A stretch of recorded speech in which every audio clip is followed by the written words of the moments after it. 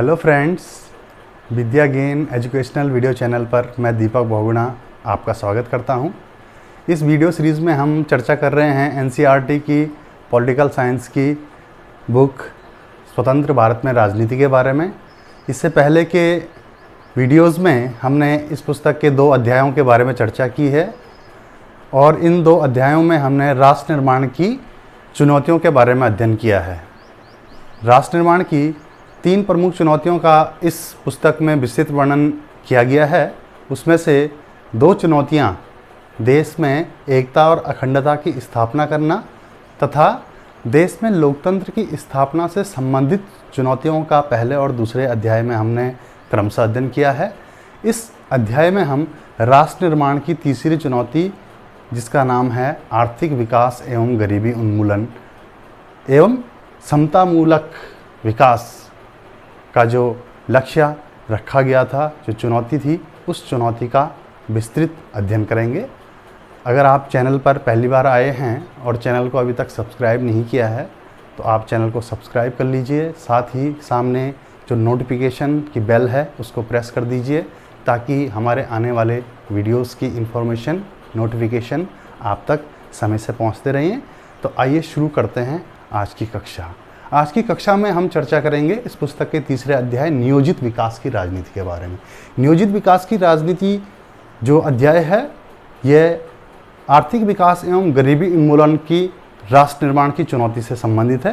इस अध्याय में हम विकास के मुद्दे पर चर्चा करेंगे, देश के विकास की रणनीतियों के बारे में चर्चा करेंगे कि आज़ादी के बाद देश ने तरक्की के लिए, प्रगति के लिए, डेवलपमेंट के लिए, प्रोग्रेस और आर्थिक समृद्धि, भौतिक प्रगति को प्राप्त करने के लिए किन रणनीतियों को अपनाया, इन रणनीतियों का क्या परिणाम रहा, क्या प्रभाव इनका देश की अर्थव्यवस्था पर पड़ा और किस तरह देश के अर्थव्यवस्था की बुनियाद को तैयार करने का कार्य किया गया। तो आइए शुरू करते हैं। इस अध्याय की शुरुआत हम करेंगे कि विकास के मुद्दे पर राजनीति का पुट कैसे आता है। विकास, हम जानते हैं कि प्रत्येक व्यक्ति विकास चाहता है, सब चाहते हैं कि सबका विकास हो, लेकिन इतना कहने से ही बात नहीं बनेगी, क्योंकि विकास को लेकर प्रत्येक वर्ग, प्रत्येक समूह, प्रत्येक व्यक्ति की आकांक्षाएं अलग अलग हैं। इन आकांक्षाओं को समझने के लिए हम एक उदाहरण का सहारा लेते हैं। एक उदाहरण है कि जब विश्व भर में इस्पात की मांग बढ़ी तो उड़ीसा, जो भारत का प्रांत है, उड़ीसा प्रांत निवेश का एक आकर्षक केंद्र बनकर उभरा। राज्य सरकार भी विश्वव्यापी इस्पात की मांग को भुनाना चाहती थी और अपने प्रदेश में पूंजी निवेश को बढ़ावा देना चाहती थी। राज्य सरकार को लगता है कि प्रदेश में इस्पात के उद्योग लगाने से, लौह अयस्क का खनन कार्य करने से पूंजी निवेश को बढ़ावा मिलेगा और जिससे रोजगार के अवसरों में वृद्धि होगी और प्रदेश में आर्थिक समृद्धि आएगी। इस मामले में जो पर्यावरणविद हैं उनको चिंता है कि जो अविकसित क्षेत्र हैं, क्योंकि उड़ीसा में उन्हीं क्षेत्रों में लौह अयस्क के कारखाने लगाने की संभावनाएं ज़्यादा हैं, क्योंकि कच्चे माल की आपूर्ति जिन क्षेत्रों से होनी है वो ज़्यादातर क्षेत्र अविकसित क्षेत्र हैं और उसमें से अधिकांश क्षेत्र आदिवासी क्षेत्र हैं, आदिवासी बहुल्य क्षेत्र हैं। तो इसको लेकर राज्य सरकार पूंजी निवेश को बढ़ाकर रोजगार के अवसरों को पैदा करना चाहती है। दूसरी ओर जो पर्यावरणविद हैं उनकी चिंताएं ये है कि इस आदिवासी इलाके में खनन करने से पर्यावरण को भारी क्षति पहुंच सकती है और वो इसके पर्यावरणीय प्रभावों को लेकर चिंतित हैं। तीसरी ओर जो वहाँ के आदिवासी निवासी हैं, आदिवासियों की चिंता यह है कि यदि इस प्रकार से यहाँ लौह अयस्क के खनन का काम होगा और औद्योगिक इकाइयों की स्थापना होगी तो इससे उनका जो रोज़गार है, उनके खेत खलियान हैं और उनकी आजीविका इससे प्रभावित हो सकती है और उन्हें हो सकता है कि विस्थापित होकर इस क्षेत्र को छोड़कर जाना पड़े। तो इन उदाहरण से हम समझ सकते हैं कि विकास का जो मामला है यह इसकी जो ये विकास का जो मामला है, इसकी चर्चा विवादों से परे नहीं है। आखिर इस उदाहरण से हम ये समझ सकते हैं कि विकास के मामले को लेकर अलग अलग हितों की राय अलग अलग है और उनकी आकांक्षाएं और आवश्यकताएं भी अलग अलग हैं। विकास की इस प्रक्रिया में समय समय पर ऐसे फैसले लेने ही होते हैं जिनसे निश्चित रूप से सब वर्ग प्रभावित होते हैं, और यह निर्णय लेते समय यह देखना पड़ता है कि एक वर्ग के हितों को दूसरे वर्गों के हितों के साथ तोला जाता है। कई बार वर्तमान पीढ़ी तथा भावी पीढ़ी के लाभ हानि का भी तोलमोल किया जाता है और उसके बाद इस पर निर्णय लिए जाते हैं। और यह निर्णय विकास के मामले में निश्चित रूप से यह निर्णय राजनीतिक निर्णय होने चाहिए और यह निर्णय जनप्रतिनिधियों के द्वारा विशेषज्ञों की राय से लिए जाने चाहिए। विशेषज्ञ जो अर्थव्यवस्था के, अर्थशास्त्र के विशेषज्ञ हों, वैज्ञानिक हैं तथा जो इस क्षेत्र में विशेष ज्ञान रखते हैं, उनकी राय और सलाह मशवरा के अनुसार ही विकास कार्यों पर अंतिम निर्णय लिए जाने चाहिए।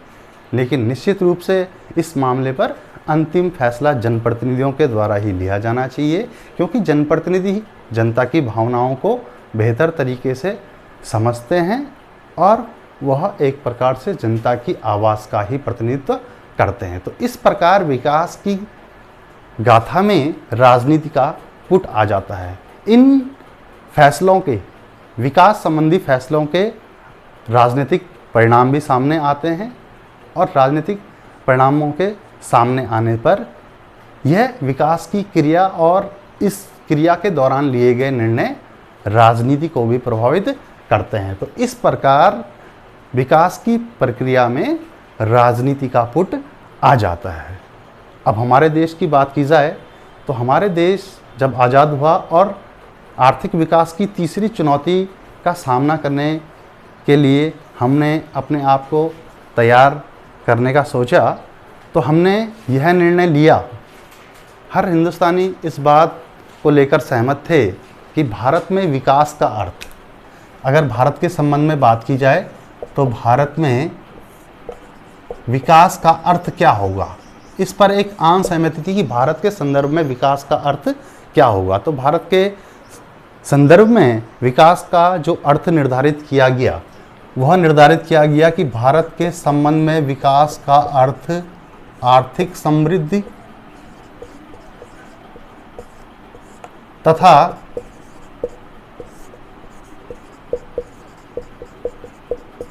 सामाजिक आर्थिक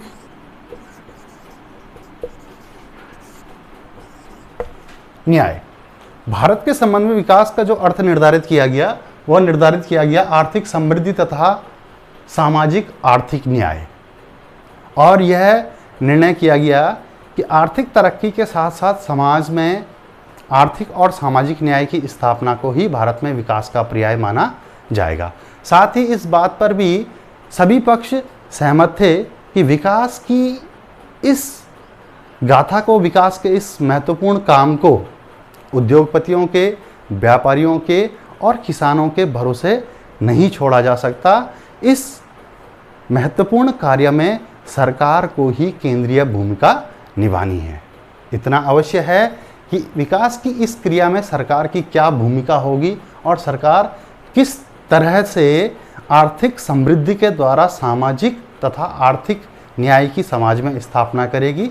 सरकार की भूमिका को लेकर जरूर मतभेद थे, सरकार की भूमिका को लेकर मतभेद थे, क्योंकि मतांतर होते हैं और विकास की धारणाओं को लेकर अलग अलग विचार होते हैं। जो विकास की जो धारणाएं हैं वो अलग अलग हैं और उन धारणाओं के अनुसार विकास संबंधित विचार भी अलग अलग होते हैं। जैसे हम ये समझ सकते हैं कि कुछ लोगों का ये मानना था कि समृद्धि लाने के लिए, प्रगति पाने के लिए, तरक्की पाने के लिए और एक विकसित समाज की स्थापना करने के लिए सरकार को केंद्रीय भूमिका में रहते हुए सामाजिक और आर्थिक पुनर्वितरण की जिम्मेदारी लेनी होगी। सरकार को गरीब और पिछड़ों की मदद करनी होगी और इस प्रकार की नीतियां बनानी होगी जिससे सरकार के द्वारा जो अंतिम पायदान पर खड़ा व्यक्ति है, जो गरीब है, जो पिछड़ा है और जो पंक्ति में अंतिम पायदान पर खड़ा है, उसकी सरकार को मदद करनी चाहिए। इस प्रकार से सरकार को अपनी नीतियों का निर्माण करना चाहिए कि समाज में आर्थिक समृद्धि के द्वारा सामाजिक और आर्थिक न्याय की स्थापना की जा सके। इस प्रकार के जो विचारक होते हैं, इस प्रकार के जो लोग होते हैं जो ऐसी सोच रखते हैं, उनको कहा जाता है वामपंथी। और एक दूसरी विचारधारा है विकास के संबंध में, उसको कहते हैं दक्षिणपंथी। इन दोनों ही विचारधाराओं को भी जान लेना जरूरी है कि विकास के संबंध में ये दो प्रमुख विचारधाराएं कौन कौन सी हैं। तो पहली एक विचारधारा है वामपंथी विचारधारा। वामपंथी विचारधारा के लोग, राजनीतिक दल, समूह, कार्यकर्ता और वर्ग ये कहते हैं कि आर्थिक समृद्धि की प्रक्रिया में, विकास की प्रक्रिया में, इकोनॉमिक डेवलपमेंट की प्रक्रिया में सरकार को केंद्रीय भूमिका निभाते हुए सामाजिक और आर्थिक पुनर्वितरण की जिम्मेदारी लेनी चाहिए। सरकार को इस प्रकार की नीतियां बनानी चाहिए जिससे गरीब और पिछड़ों का फायदा हो। दूसरी ओर एक और विचारधारा है विकास के संबंध में दक्षिणपंथी विचारधारा। दक्षिणपंथी विचारधारा उस विचारधारा को कहते हैं कि वे राजनीतिक दल, वे लोग, वर्ग और समूह जो ये मानते हैं कि समाज में तरक्की, प्रगति और खुशहाली लाने के लिए सरकार को खुली प्रतिस्पर्धा तथा बाजार मूलक अर्थव्यवस्था पर जोर देना चाहिए। सरकार को खुली प्रतिस्पर्धा अर्थात प्राइवेट सेक्टर को ज़्यादा मोटिवेट करना चाहिए और बाजार मूलक अर्थव्यवस्था की स्थापना के द्वारा ही समाज में समृद्धि के लक्ष्यों को प्राप्त किया जा सकता है। उनका ये भी मानना है कि सरकार को अर्थव्यवस्था में न्यूनतम हस्तक्षेप करना चाहिए, अर्थात सरकार को अर्थव्यवस्था के क्षेत्र में कम से कम हस्तक्षेप करना चाहिए। तो विकास के संबंध में दो विचारधाराएं, वामपंथी विचारधारा और दक्षिणपंथी विचारधारा हैं। अब जानते हैं कि विकास की धारणाओं के बारे में, कि जिस वक्त हमारा देश आज़ाद हुआ उस समय विकास की क्या धारणाएं थी।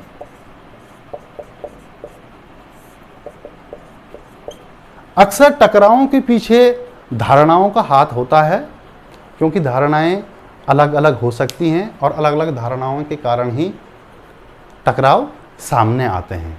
उस दौर की बात की जाए कि जिस दौर में हमें आज़ादी प्राप्त हुई, उस दौर में विकास को लेकर खूब चर्चाएं होती थी। 50 और 60 के दशक में विकास को लेकर खूब चर्चाएं होती थी और लोग बाग अक्सर चर्चाओं में ये कहते थे कि विकास का जो पैमाना है, विकास का जो अर्थ है, वो है पश्चिमी मुल्क।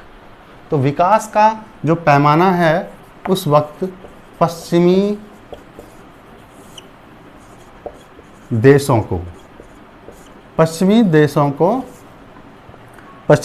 को विकास का पैमाना माना गया।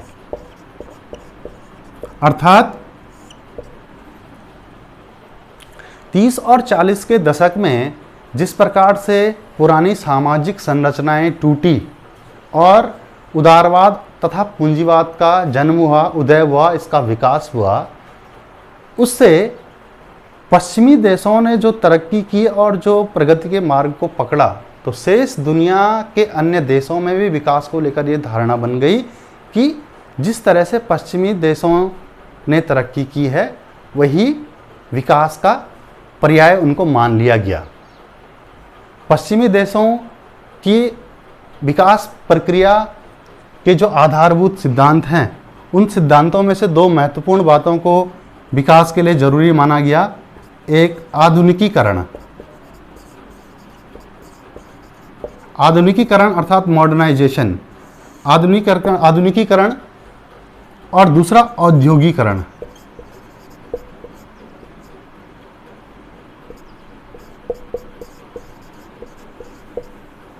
मॉडर्नाइजेशन एंड इंडस्ट्रियलाइजेशन, इन दो कारकों को विकास के लिए अनिवार्य तत्व माना गया। आधुनिकीकरण के द्वारा तरक्की कैसी हो? आधुनिकीकरण के अंतर्गत अधिक से अधिक औद्योगिकरण को देश के विकास के लिए जरूरी माना गया। यहाँ तक कि आधुनिकीकरण को समृद्धि,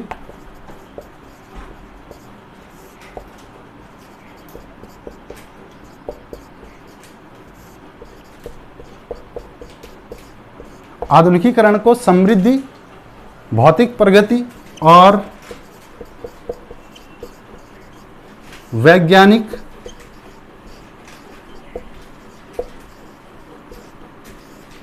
तर्क बुद्धि का पर्याय माना गया।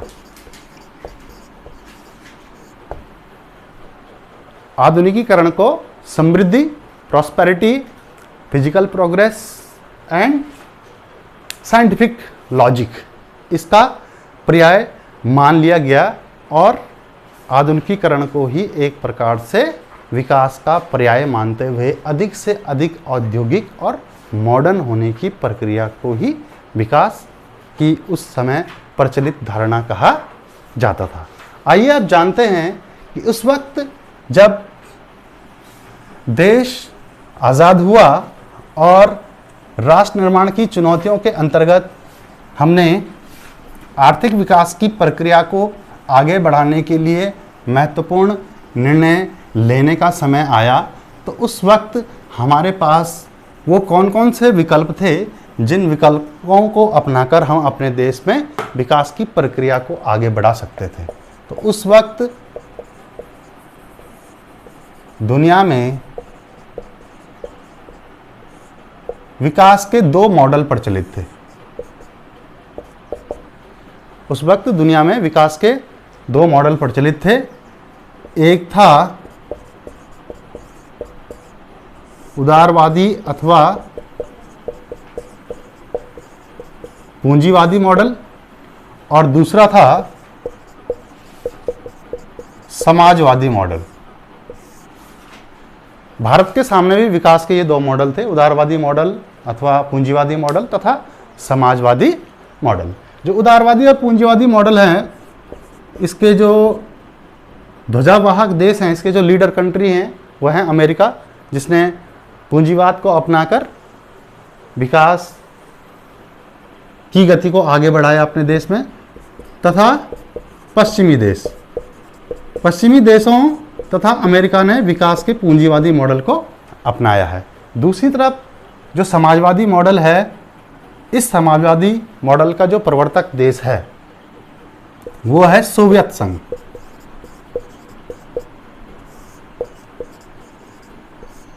सोवियत संघ ने विकास के समाजवादी मॉडल को अपनाया। इन दोनों ही मॉडलों के बारे में जरा सूक्ष्म चर्चा करेंगे।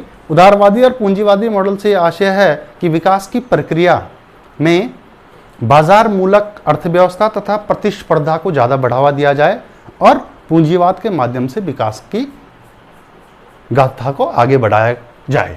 दूसरी तरफ जो समाजवादी मॉडल होता है, समाजवादी मॉडल में विकास कार्यों की अहम जिम्मेदारी सरकार की होती है और सरकार के पास ही आर्थिक समृद्धि के साथ लोगों के सामाजिक और आर्थिक पुनर्वितरण की जिम्मेदारी होती है। तो ये विकास के दो मॉडल थे, जिन मॉडलों में से ही भारत को अपने विकास के लिए किसी एक मॉडल को अपनाकर आगे बढ़ना था।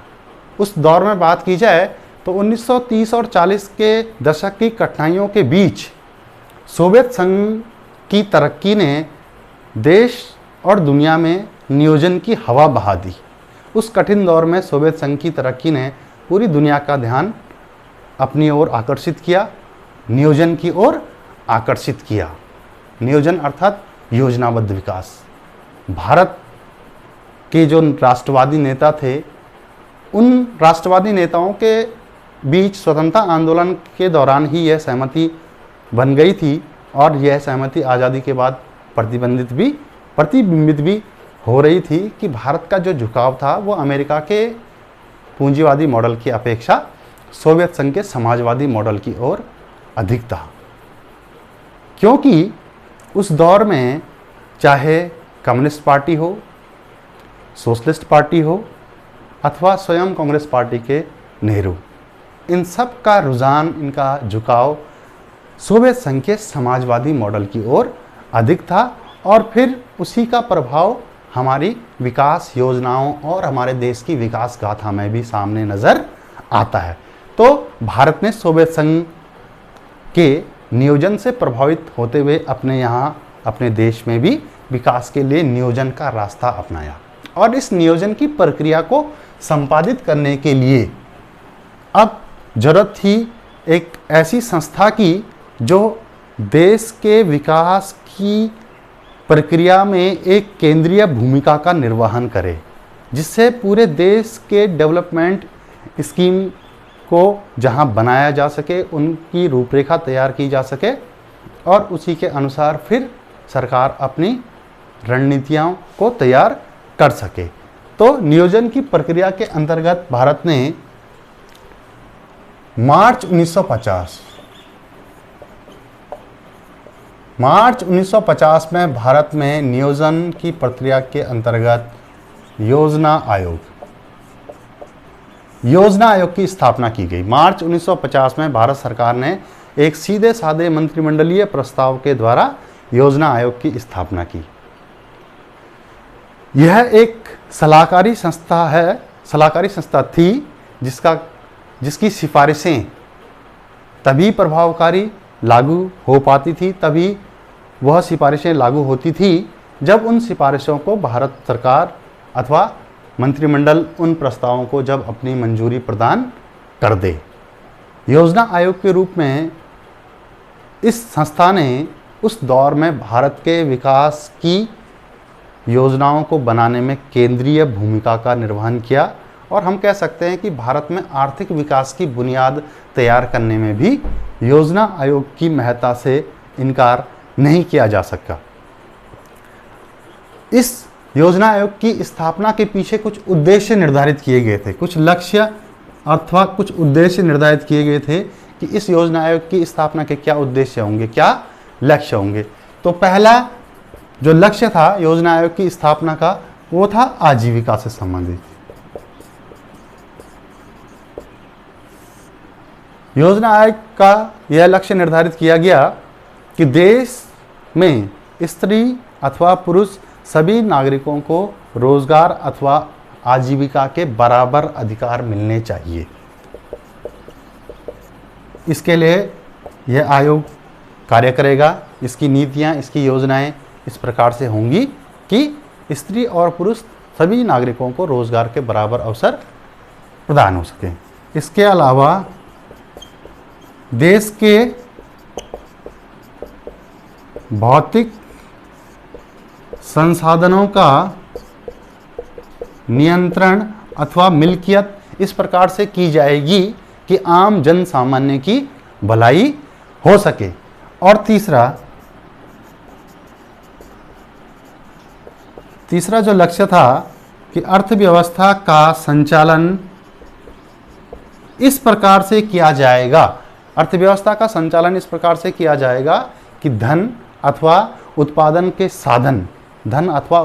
साधन कहीं भी एक जगह केंद्रित ना हो। तो इन लक्ष्यों को निर्धारित करके योजना आयोग ने मार्च 1950 में अपना काम करना शुरू किया। वर्तमान में योजना आयोग के स्थान पर 1 जनवरी 2015 से भारत सरकार ने योजना आयोग के स्थान पर एक नई संस्था का गठन किया है और उस संस्था को कहा जाता है नीति आयोग। उस संस्था का नाम है नीति आयोग, NITI, नीति आयोग। 1 जनवरी 2015 से भारत सरकार ने योजना आयोग के स्थान पर एक नई संस्था नीति आयोग का गठन कर लिया है और इसका कार्य है सरकार के लिए नीतियां तैयार करना। इस नीति आयोग के अध्यक्ष भी प्रधानमंत्री होते हैं, योजना आयोग के अध्यक्ष भी प्रधानमंत्री होते थे। तो इस प्रकार 1 जनवरी 2015 से यह संस्था कार्य कर रही है और इसका नाम है NITI Aayog. National institute for transforming India, राष्ट्रीय भारत परिवर्तन संस्था के नाम से अब यह ऑर्गेनाइजेशन कार्य कर रहा है। अब चर्चा करते हैं नियोजन।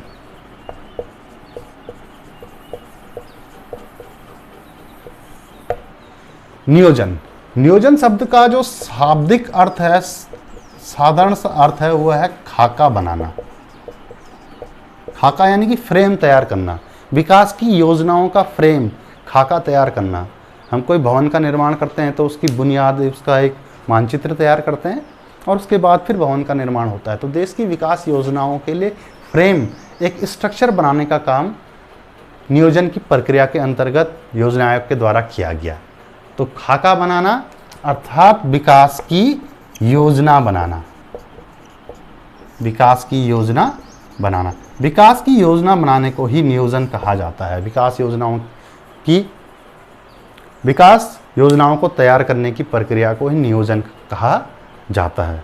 और यह नियोजन भारत में सोवियत संघ से प्रेरित होकर भारत में नियोजन के द्वारा विकास की प्रक्रिया को अपनाया गया, क्योंकि 1930 और 40 के दशक में सोवियत संघ ने जो अपने देश में तरक्की की, जो प्रगति की, उसके पीछे नियोजन सबसे बड़ा कारण था।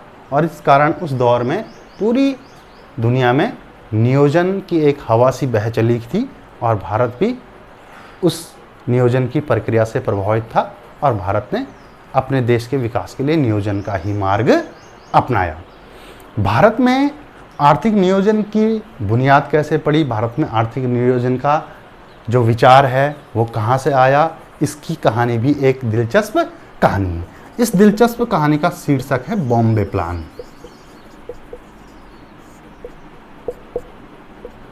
आमतौर पर हमने सुना है कि देश के उद्योगपति, पूंजीपति और व्यवसायी, किसी भी देश के उद्योगपति, पूंजीपति और व्यवसायी कभी भी देश में खुली अर्थव्यवस्था अथवा प्रतिस्पर्धा युक्त अर्थव्यवस्था, बाजार मूलक अर्थव्यवस्था की कामना रखते हैं, चाहत रखते हैं। लेकिन इन सब के विपरीत भारत में 1944 में, यानी कि जब आज़ादी के लिए संघर्ष चरम पे था और अब आज़ादी हमें मिलने ही वाली थी, 1944 में तत्कालीन उद्योगपतियों ने, तत्कालीन बॉम्बे में उद्योगपतियों ने एक सफल बैठक की और इस सफल बैठक में स्वतंत्र भारत की भावी अर्थव्यवस्था पर चर्चा की गई। चर्चा करते हुए उद्योगपतियों ने 1944 में एक प्रस्ताव पारित किया। इस प्रस्ताव में यह बताया गया कि देश के आज़ाद होने के बाद भारत की अर्थव्यवस्था को नियोजित तरीके से चलाया जाएगा। तो भारत में नियोजित अर्थव्यवस्था चलाने के प्रस्ताव को उद्योगपतियों द्वारा 1944 में एक सम्मेलन में पारित किया गया, स्वीकृत किया गया और इसी प्रस्ताव को हम बॉम्बे प्लान के नाम से जानते हैं।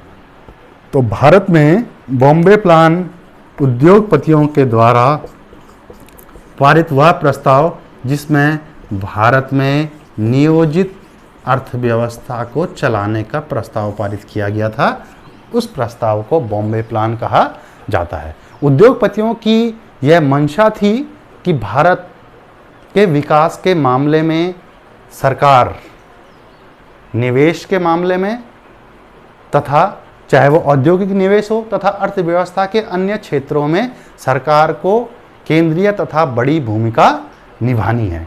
इस प्रकार भारत में आर्थिक नियोजन की जो बुनियाद है, जो नींव है, वह नींव बॉम्बे प्लान से प्रेरित कही जा सकती है। इस प्रकार अन्य देशों के मुकाबले भारत में नियोजित अर्थव्यवस्था को चलाने का जो प्रस्ताव है वो भारत के ही उद्योगपतियों ने तैयार किया था और इस प्लान को बॉम्बे प्लान कहा जाता है। आइए आगे चर्चा करते हैं नियोजन के शुरुआती कदमों के बारे में कि नियोजन के शुरुआती कदम, जब नियोजन की प्रक्रिया देश में शुरू हुई तो हमने कौन कौन से कदम उठाए।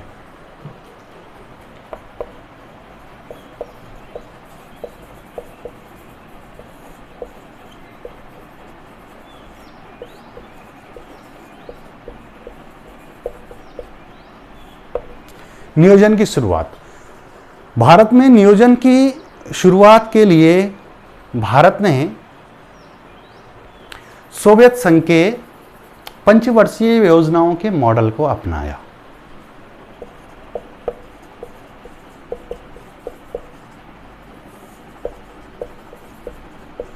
भारत ने विकास के लिए पंचवर्षीय योजनाओं के मॉडल को अपनाया।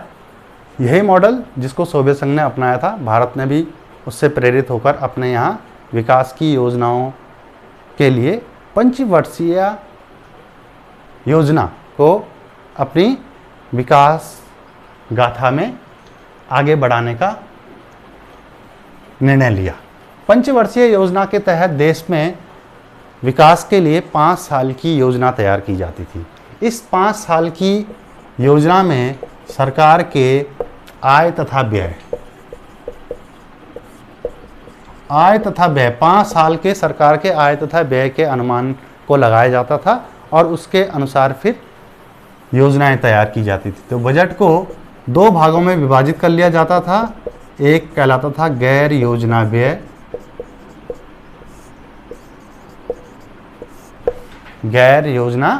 व्यय, और दूसरा हिस्सा जो कहलाता था व्यय का वो कहलाता था योजना व्यय। गैर योजना व्यय में सरकार के दैनिक खर्च, जिसमें वेतन, पेंशन और सरकार के जो अन्य खर्च होते हैं वो शामिल होते हैं, और योजना व्यय में विकास की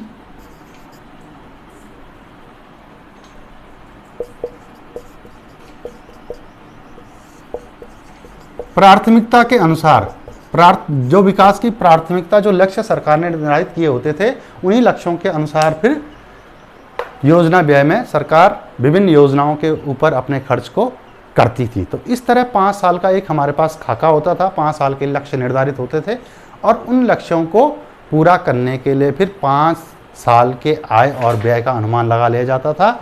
उस अनुमान में से जो दैनिक खर्चे हैं उनको अलग करके जो शेष राशि होती थी उसको सरकार अपनी प्राथमिकता के अनुसार योजनाओं पर सरकार खर्च करती थी। तो इस प्रकार 5 ईयर प्लान यानी कि पंचवर्षीय योजनाओं के द्वारा भारत ने अपनी विकास गाथा को आगे बढ़ाने का कार्य किया। 1951 में पहली पंचवर्षीय योजना का प्रारूप जारी हुआ और इसी वर्ष दिसंबर में यानी कि दिसंबर 1951 में पहली पंचवर्षीय योजना का प्रारूप भी, उसका दस्तावेज भी देश के सामने आ गया।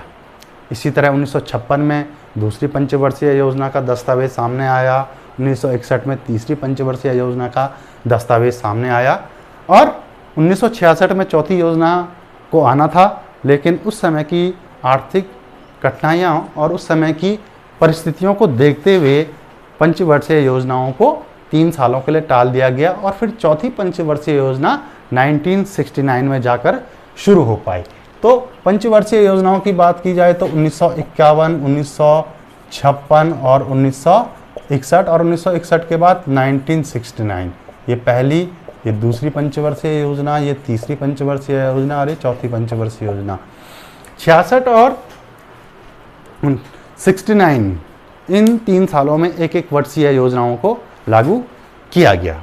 तो इस तरह भारत ने शुरुआती सालों में पंचवर्षीय योजनाओं के द्वारा नियोजन की भारत में शुरुआत की गई। अब जानते हैं कि इस अवधि में जो आरंभिक पंचवर्षीय योजनाएं थी, उन आरंभिक पंचवर्षीय योजनाओं के क्या लक्ष्य थे और उनकी प्राथमिकताओं के कौन कौन से क्षेत्र थे। तो चर्चा करते हैं प्रथम पंचवर्षीय योजना।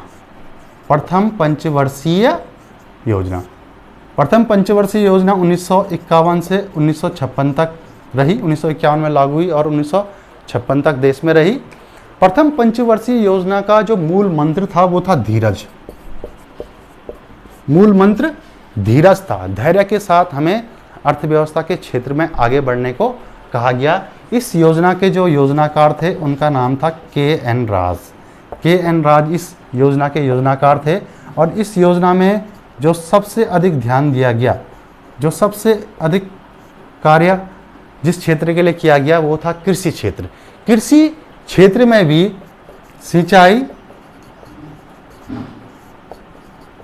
और बांध निर्माण के क्षेत्र में विशेष निवेश को बढ़ावा देने का काम किया गया। कहने का अर्थ है कि 1951 से 1956 तक चलने वाली पहली पंचवर्षीय योजना में जो फोकस एरिया था वो फोकस एरिया था एग्रीकल्चर सेक्टर, कृषि क्षेत्र। कृषि क्षेत्र पर सबसे अधिक ध्यान दिया गया। देश में सिंचाई के साधनों में वृद्धि के लिए निवेश किया गया, नए बांधों का निर्माण शुरू किया गया। और उपलब्धि के तौर पर कहें तो उस दौर में देश में बड़े बांध, भाखड़ा नागल बांध को मंजूरी दी गई। इसके लिए बड़ी धनराशि को बजट में स्वीकृत किया गया। इस तरह पहली योजना का जो कोर सेक्टर था वो एग्रीकल्चर सेक्टर था और इसका जो मूल मंत्र था वो था धीरज।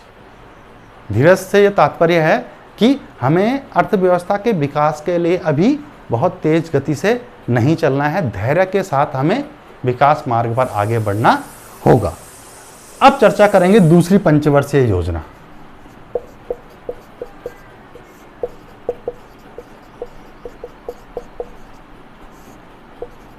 दूसरी पंचवर्षीय योजना 1956 से शुरू होकर 1961 तक रही। इस दूसरी योजना में जो हमारा ध्येय था, जो कोर सेक्टर था, वो था उद्योग धंधों के विकास पर इस दूसरी पंचवर्षीय योजना में सबसे अधिक ध्यान दिया गया। उद्योगों के विकास के लिए सबसे अधिक निवेश को बढ़ावा देने का विचार इस योजना में किया गया। इस योजना के जो योजनाकार थे वो थे पी.सी. महालनोबिस। पी.सी. महालनोबिस जो सांख्यिकीविद थे, अर्थशास्त्री थे, उन्होंने इस योजना का प्रारूप तैयार करने में सबसे अहम भूमिका निभाई। दूसरी योजना में उद्योग धंधों के विकास पर सबसे अधिक ध्यान दिया गया और ये माना गया कि अगर भारत को आर्थिक समृद्धि और खुशहाली के लक्ष्यों को प्राप्त करना है तो उद्योग धंधों का विकास ही वह सबसे महत्वपूर्ण कारक हो सकता है जिनके द्वारा आर्थिक समृद्धि के लक्ष्यों को प्राप्त किया जा सकता है। दूसरी पंचवर्षीय योजना के दौरान कुछ महत्वपूर्ण फैसले लिए गए जिससे देश में औद्योगिक विकास को बढ़ावा दिया जा सके। यह फैसले थे कि इस दौरान बाहर से आने वाले सामानों पर आयात शुल्क में भारी वृद्धि की गई और देश के घरेलू उद्योगों को संरक्षण प्रदान किया गया। घरेलू उद्योगों को संरक्षण प्रदान किया गया ताकि देश में अधिक से अधिक सामानों का उत्पादन अपने स्तर पर किया जा सके और बहुमूल्य विदेशी मुद्रा को बचाया जा सके, विदेशी मुद्रा के भंडार पर ध्यान दिया जा सके। तो आयात शुल्क को बढ़ाकर देश में ही सामानों के निर्माण को प्रोत्साहित किया गया, घरेलू उद्योगों को संरक्षण दिया गया। इसके अलावा दूसरी योजना के अंतर्गत सार्वजनिक क्षेत्र अर्थात सरकारी क्षेत्र में भारी उद्योगों में बड़ा निवेश किया गया।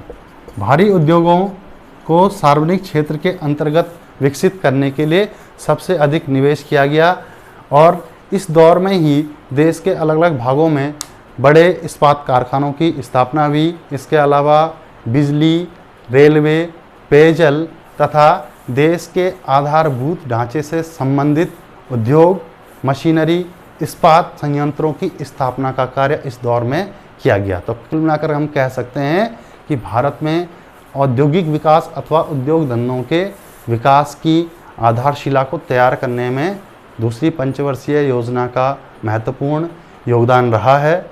हालांकि पहली और दूसरी योजना के क्रियान्वयन के दौरान इस बात की भी खूब चर्चाएं हुई कि दूसरी योजना तक आते आते भारत सरकार ने अपनी प्राथमिकता से कृषि क्षेत्र को हटा लिया है और इसको लेकर, इस मुद्दे को लेकर अनेक विवाद भी सामने आए, जिन विवादों के बारे में हम आने वाली कक्षाओं में पढ़ेंगे। बहरहाल पहली और दूसरी योजना ने जरूर भावी राष्ट्र के आर्थिक विकास के निर्माण की आधारशिला, उसकी रूपरेखा, उसकी बुनियाद को तैयार करने में अपनी अहम भूमिकाओं का निर्वहन किया। तो इस तरह भारत ने नियोजित विकास की राजनीति के अंतर्गत पंचवर्षीय योजनाओं के माध्यम से देश में आर्थिक विकास की प्रक्रिया को आगे बढ़ाने का कार्य किया। आगे आने वाले वीडियोज़ में हम नियोजन के परिणाम, इसके प्रभाव के साथ साथ देश में जो विकेंद्रित नियोजन का मॉडल है, केरल मॉडल, इसके बारे में चर्चा करेंगे। साथ ही जो अन्य शीर्षक इस अध्याय से संबंधित हैं उनके बारे में भी हम चर्चा करेंगे। तो इसी प्रकार के वीडियोस के लिए आप हमारे चैनल को लाइक कर लीजिए, सब्सक्राइब कर लीजिए। अगर अभी तक सब्सक्राइब नहीं किया है तो सब्सक्राइब कर लीजिए और सामने जो बेल आइकॉन है, नोटिफिकेशन की जो घंटी है, उसको प्रेस कर दीजिए ताकि आने वाले वीडियोस की नोटिफिकेशन आप तक पहुंचती रहें। तो वीडियो देखने के लिए धन्यवाद। नमस्कार।